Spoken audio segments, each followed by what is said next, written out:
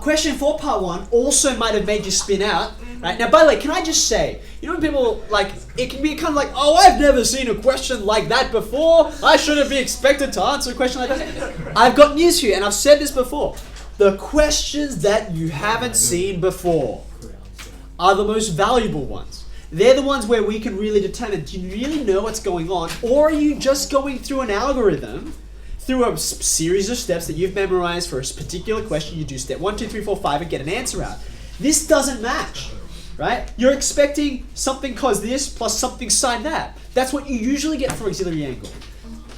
As you can see, all you need to do is evaluate that, and you do get there eventually, right? But that little difference is us trying to sort out. Do you just totally freak out when you see that and not know what to do, or do you have the patience and the perseverance to work with it? Okay. So, I freaked out. shh, year 11. Almost there. Year 11.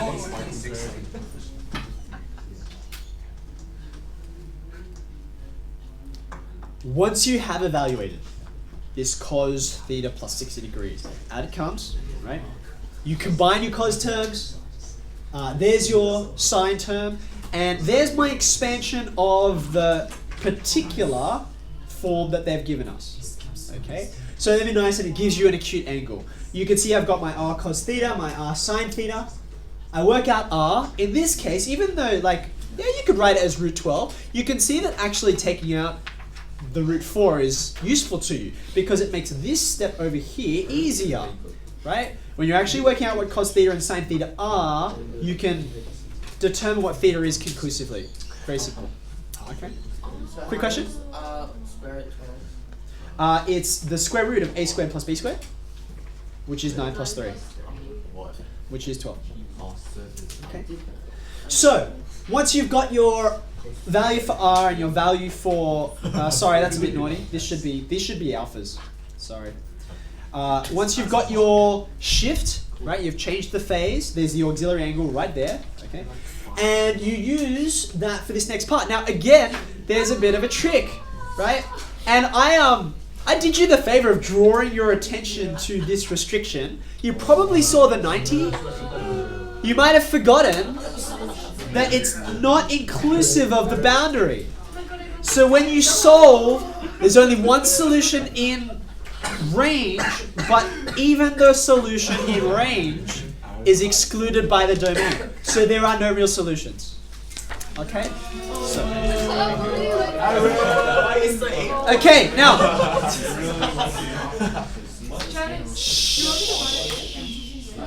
You should, Doris. You should. Doris, you should. Year 11. Year 11.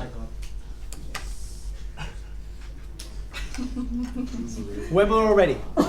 I'll wait. It's okay. Okay. Excellent. Now, I've told you guys before, when you get given a hyperbola, I like to treat it like a hyperbola. There is absolutely nothing wrong with multiplying through by the square, which would give you this. And you can solve this just the same. You get exactly the same result. I prefer to flex my muscles to think about, well, okay, I know what this is meant to look like roughly. I need to have an asymptote at -2. My asymptote is still at, sorry, I should say x is -2. My asymptote is still at y equals 0, right? And all I want to do is solve for this intersection point. That's the boundary up there, right? That's going to be -5 on 4. All of this part is okay, because obviously it's less than 4. And then all of this part is okay, to the left of the point of intersection that I found. So there's your pair of values and the inequalities that you get. Don't forget, it's or not and, because there's no number that's simultaneously less than -2 and greater than -5 over 4. Okay.